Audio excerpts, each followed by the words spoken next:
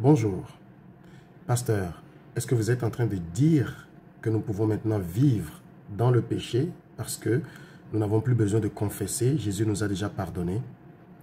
Voilà la question que certaines personnes m'ont posée lorsque j'ai enseigné sur le fait que notre péché passé, présent et futur sont déjà pardonnés en Jésus. Et cette question, est-ce que vous savez que l'apôtre Paul, qui est celui qui a le plus enseigné sur la grâce, l'avait déjà posé en son temps?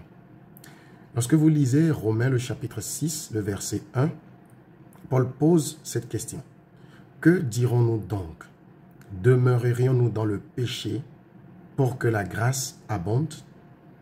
Alors, lorsqu'il pose la question de cette façon, un bon étudiant de la parole doit juste retourner en arrière pour voir qu'est-ce que l'apôtre était en train de dire.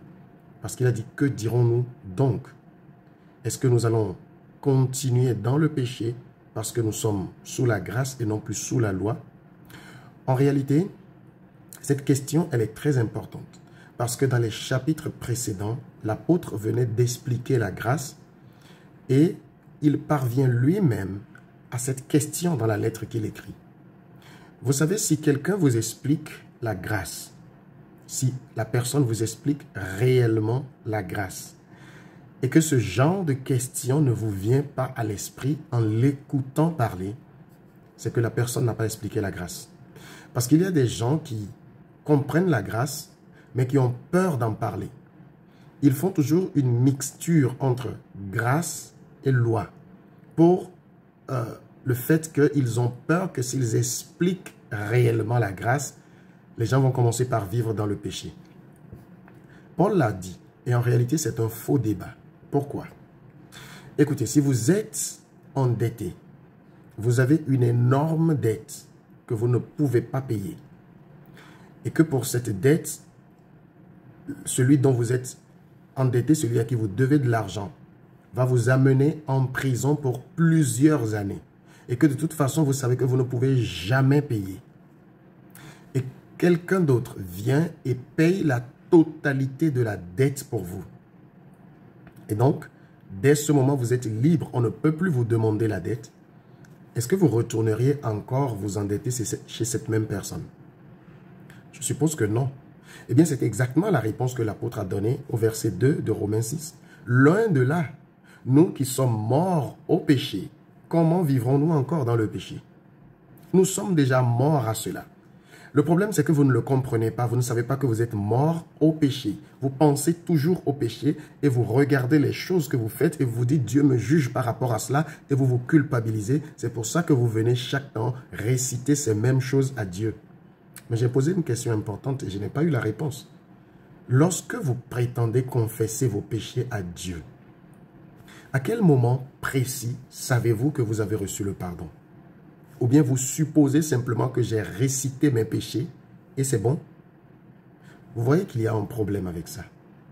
De la même manière, je vous ai lu dans 2 Corinthiens, le chapitre 5 et le verset 19, la Bible dit clairement, Dieu était en Christ, réconciliant le monde avec lui-même, en ce qu'il n'imputait point aux hommes leurs offenses. Il est écrit, Dieu n'impute point aux hommes leurs offenses. À partir du sacrifice de Jésus, Dieu n'a pas tenu un bic et il est en train d'écrire les péchés de chaque individu sur la terre. Il y a une phrase très populaire, on dit que le crayon de Dieu n'a pas de gomme. Il faut déjà que Dieu ait un crayon pour qu'il n'ait pas de gomme. Dieu ne compte plus les péchés.